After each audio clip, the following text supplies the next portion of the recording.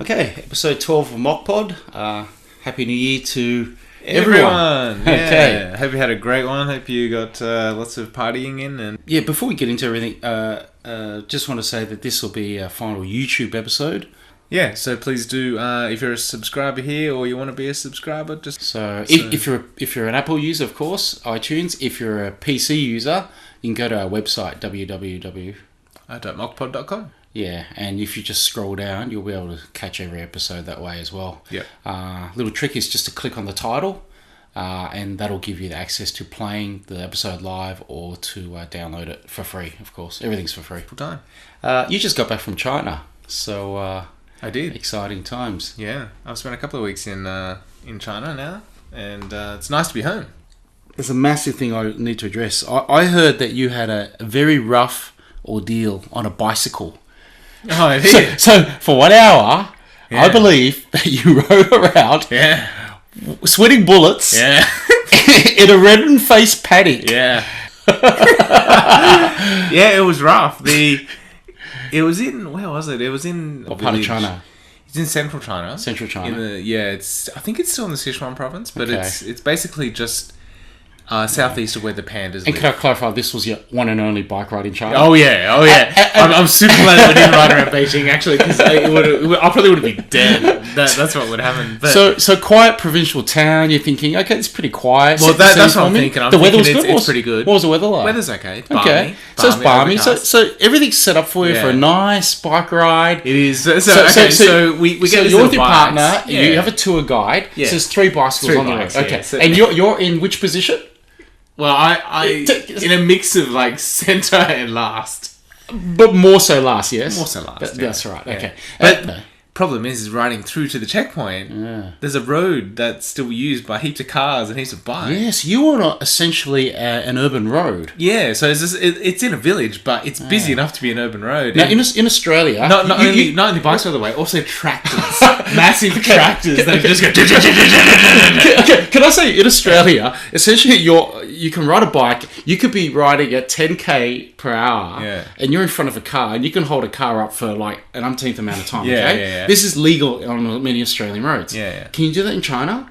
Can you hold up a vehicle Well, behind no, you? because they just honk until you move. But legally, can you do it in China? Is what I'm I have asking. no idea about the legalities. Did you hold up any If you've ever cars? seen driving in China, Okay, but there's not much legality Did there. you hold up any you know. cars? No. So Okay. what ended up happening though was that we ended up going through this little village and then going onto this reservation area, like this So you conservation area. rode parallel to the cars. Well, essentially, yeah. Okay. So basically on the side of the road. How But, close were you to the cars? Like a meter away? I got really close to one car. No, one bike. I got within a meter of one bike. Okay. That was my worst point. Can I just But- wait? Can I just say that we have this little thing we've talked to as brothers that we call it the magnetic pull, Yeah, and we it's both terrible. have experienced it. I experienced it in Poland, where when you ride near vehicles for some reason, or ride near, Well, it's because you look at them. yeah, is that what it is? Okay, so Yeah. you're caring So- about the vehicle or Yeah. a pedestrian. Yeah, and obviously the bike goes where you're looking. So but you're gravitating towards his bike. Yeah, we're not experienced enough to not go that way. So did you that's the did you problem. get to like 30 within 30 centimeters of a car, for example? No. But it was within a meter, but of a bike. But at the end of the day, the hardest thing was just that section there, and then going through the actual village part wasn't so bad. The conservation part wasn't so bad Yeah. because there wasn't much traffic really there. Yeah. The only problem was some of the areas were on really rocky paths and really dirt. Like it was basically like you needed like a dirt bike So to go. trial over and them. tribulation 1 was being amidst heavy traffic. Yeah, heavy traffic. Yeah. Trial and tribulation number 2 was a rocky path. We're talking about rocks gravels, and dirt. loose rocks. We're talking like you need a mountain bike to go over and all. and you want a road bike. We're on this terrible little road bike. Which essentially means you got to pump harder with your cycles to get yeah, look, across the gravel. Yeah, basically, and Okay. it's very rough terrain. So All right. I got over that actually surprisingly well. Yeah. Until I hear in the distance this fucking tractor going like coming towards me. But it's And coming then towards you. Why, Yeah, do you, listen. why do you need to worry about something coming Well, towards you? It's like this impending opposing doom traffic. coming towards you, right? Yeah, but it shouldn't cross And into then, your lane. No. But and then behind me, there's a fucking bike moving up behind me, and I'm stuck in the middle. Okay. So I'm cycling towards this massive tractor, and I've got this Was bike your behind heart me. palpitating at this point? I was palpitating. So how did sweating you handle all the the things situation? Because you're in fight Well, or flight mode here. Basically, Which were you in, fight or flight? A fight, I'm pretty sure. You fight? No, well, I don't know. No, it was flat. You were probably But great I fear. ended up cycling as much as I could Yeah. until I saw the tractor in my direct vision, Yeah. and then I pulled off the side of the road and let Okay. them both pass. But Well, it's a good move. Yeah, certainly being relatively inexperienced compared to most people, and being close to, let's say, obstacles, it can be a bit of a drama. Yeah. Yeah, just on the Great Wall, how about those steps? I think it's very hard to account for how difficult it is to step each step. Like, they're a lot higher than you think. How did you find the stairs personally? Like, I enjoyed them. I thought they were quite immense. And yeah, so even though you're a tall bloke, you still found the strides a little bit tricky, yeah? well, there were some sections, as I said, were quite vertical. So as far as stepping goes, each. I think like when the vertical height of the step is more than the actual width of the step itself, you're stepping up some pretty high steps. Yeah, and some crazy steps. Yeah, it's a but big. it was fun. Yeah, so some good times, and it was nice being there off season, so there weren't too many people. What about the food? What did you think about the food as a thing that linked you to? Well, I think the scales have deemed that the food was sensational in China. I managed to put on a few kilos. Yeah. I managed to get my socks blown off by the Sichuan food in the central region, Sichuan region. Yeah, you can handle a fair bit of spice, but did you find that it overrode your limits? It blew my head off. So normally I just get this thing where, I don't know if you've seen it, but my glasses fog up. Yeah, if I've I seen get that too hot. Yeah. many a time, yeah. And generally, I know if they fog all the way to the top, the food's too damn hot to eat. I just can't eat it. I had to take my glasses off because it was steaming so hard. It was. So did you enjoy it? Do you still enjoy the food that way? It was actually phenomenal because the great thing with Sichuan heat in their food is that most of it actually comes from Sichuan pepper. Yeah. Not really from chili, although they do use a buttload of chili as well. So you're saying you can just remove the pepper? No, I'm saying when you have that spice from Sichuan pepper, it's a really crazily intense spice when you start. But like maybe half an hour later, it all dissipates and then your mouth's just left with this wonderful tingling feeling. Did you go to the south? Canton area? You in Hong Kong? Yeah, look. Here's the thing. So when I went, it was on a tour. When you travel and you are not on tour, you're sort of formulating, I guess, a vision in your mind. Let's call it a mind map, Yeah. Like a film. You know where every scene belongs, and you follow this narrative from the point you land to the point you leave. Whereas in a tour, it's like you're just like skipping around scenes in a film. You don't know where you're at. You don't know where you're at. You don't know what anything means. Yeah. I would agree. You end up turning into somewhat of a sight zombie. Yeah, and unfortunately, that was my experience of mainland China, so I didn't get that. But I've been to Hong Kong twice and went of my own accord, and I really had a great time. And I primarily connected to it because the way of expression, the liveliness in Hong Kong, I think the fact that... I think they're also a lot more accepting of change and of Westerners in Hong Kong. I was actually looking for this actively. I don't look for many things actively when I'm traveling, but I remember hearing stories that I never confirmed when I was in Hong Kong, but... That you come from another mother and you're not my brother? No. No, but it could be that. No. I thought you were tracing your lineage. No. All it was is that I remember hearing stories when I was young that because the number 4 is unlucky in Chinese... Yes, it is. That you wouldn't see this number in life in China. So, for example, if you're in a hotel, you wouldn't see the level 4. Yeah, they cut level 4 out. Yeah, They'd go level 3 to 5. Yeah, it's just 3 to 5, or maybe 3A, 3B, or something like that. And I never actually got confirmation of that. And I was looking for it just a little bit when I was in China, because I did take some elevators. And I only saw it in one elevator. That was it. Every other one had 4. No. What I'm saying is like every single elevator had the number 4 in it, and every other number that contained 4, like 14 or whatever.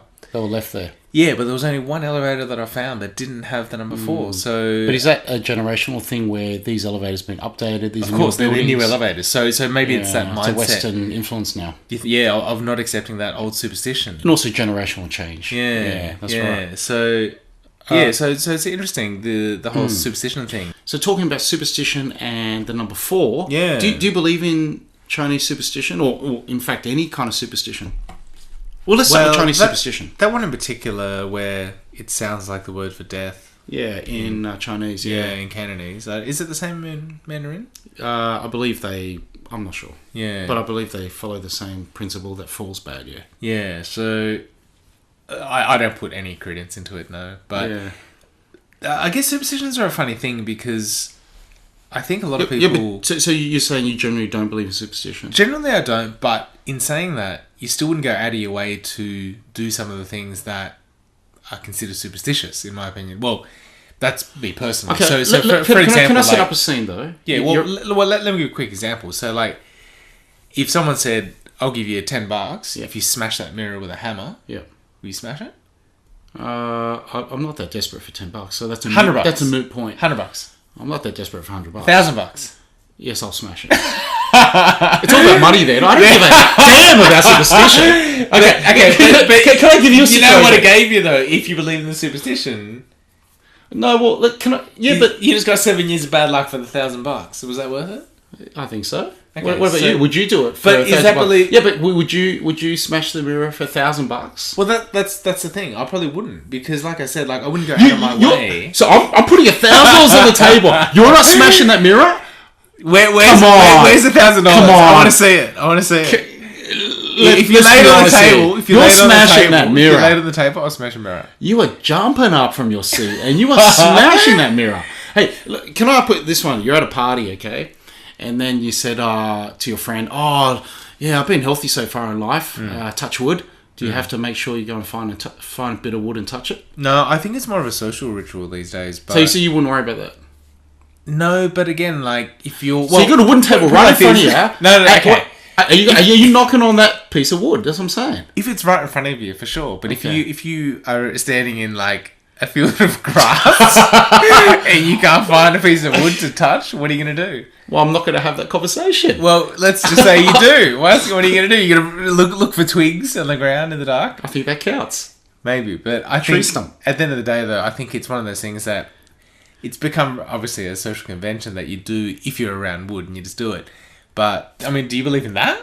Well, let me just put it this way: I don't believe in general superstition, but because I've been bred by my parents to believe in Chinese superstition, I do hold on to a couple of those. Yeah, you do hold on a few more than me. Yeah. Maybe I don't know. Look, one of the key ones is Chinese New Year. Okay, eat chicken. Do you eat chicken? Yes, I do. And that's one superstition. The other superstition is you don't wash your hair on Chinese New Year's. And the reason you don't is because, again, the Chinese word for that sounds like prosperity. So it's like you're washing away your prosperity. Okay? So that's definitely one thing that's been ingrained in me. It sounds absolutely ludicrous, but it's more force of habit than anything, you know? If something's been drilled into you enough, you sort of tend to just hold to that, you know what I mean? But what about... I mean, okay, would you walk under a ladder? Yeah, on a street. Like, let's say it covers the entire. Yeah, but that's a practical element. It's not superstition. I just believe that ladder may slip, or someone may drop something from above. That's all. That's the only reason I wouldn't. How about you? I probably wouldn't care. I'd walk under it. Yeah, you'd look up first. I'd look up. Yeah. So again, so you have the same practical consideration as me. But I mean, I think a lot of the time the way we treat superstitions these days, it's more they're more fun than anything else. Like, so for example, the idea that if you don't look in each other's eyes when you cheers is a very common European sort of thing. That's right. You should be looking in each other's eyes. Right? Yeah. Well, you know what happens if you don't look in each other's eyes? It's no good. Yeah. Why is it no good?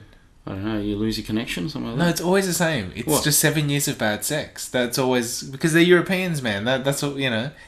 What about crossing fingers? You ever cross your fingers? Well, I'm sure I've crossed them like just out of habit or something, but not for luck, really. So you know, there's no, but you know the psychology of superstition is interesting. If you see a black cat, it doesn't necessarily mean bad luck. If I give you a good luck charm, does that mean let's say you're going to do a test and I give you a good luck charm, a lucky bracelet, does that mean you're going to succeed in the test? No. So it's false. So event 1 does not necessarily lead to event 2. So I guess what I'm saying is that's one aspect of it. What do you think about that? Do you think humans are given over to that? We want to create chains of causality? I think it's definitely part of it. I think people are always looking for connections in everything they see. And it's always been like that since the start of civilization, I think. Yeah, and we have this need for control, you know, like we want to be able to say, okay, there's a reason for something, and if there is, it means we can avoid it, which means control comes back to us, right? That's It's right. got to do with ego. And Well, all that kind you've of got to thing. have some reasoning for these bad things that happen in life, whether it's superstition or whether it's religion or fate or whatever you want to call it, but different ways to cope with negative events in life. So I was talking to my friend. I was explaining to him about this Chinese superstition where you don't give a knife to someone else. Okay. Yeah. The reason is because it's like cutting a friendship. That's right. So you I've heard never, that. never ever. I do believe this. Yeah. Never ever give a knife to someone. There's a way to abate it though. Yeah, I know. I asked. Yeah, that's right. The recipient can give like a donation, like $1, That's some right. token It's just some monetary token, value, yeah. as if they've bought Is it the recipient or is it the recipient? The recipient. Yeah, Yeah. the recipient gives the person who's gifting. Yeah, so that it's actually like a purchase. Yeah, rather than- yeah. I So have there's- heard that before. I got Do you believe in trouble that? for it. I don't know if I necessarily believe it. But a lot of people give like knives. You know, like, They do. I've given knives as far as training knives to my martial arts friends. Yeah. And I had to make sure that I collected $1 from them because Yeah. I had to mitigate that issue. I admit I have actually done that. I have received money from the recipient for this purpose. Yeah. But in saying that, I've also given a lot of knives that I haven't done that. And your friendships I'm are still intact. Yeah, and I'm still friends. So So on knives, my friend Dominic, he's given me a lot of impetus for these podcasts, and one of the things he's talked about was going to a cookery shop and actually trying to decide between buying a Japanese knife and a German knife. So you know the main differences between a Japanese and German knife? as far as I know, the German knives are a little bit softer than the Japanese ones. Yeah, that's right. Yeah. Yeah, so it's one of those things where Softer it's a steel, bit, yep. yeah, so it's a bit hard to. Well, you basically have two different elements that you're looking at: either softness, which makes it easier to hone your blade, or hardness. Yeah, in the Japanese, which means that it maintains the edge for longer, but you also have a harder time sharpening it. They talk about obviously a greater blade angle or edge angle for a German knife. Talk about a more of a curved shape in a German knife, which allows rocking in the cut, and obviously a bit more weight in the German knife. So they're a few of the things.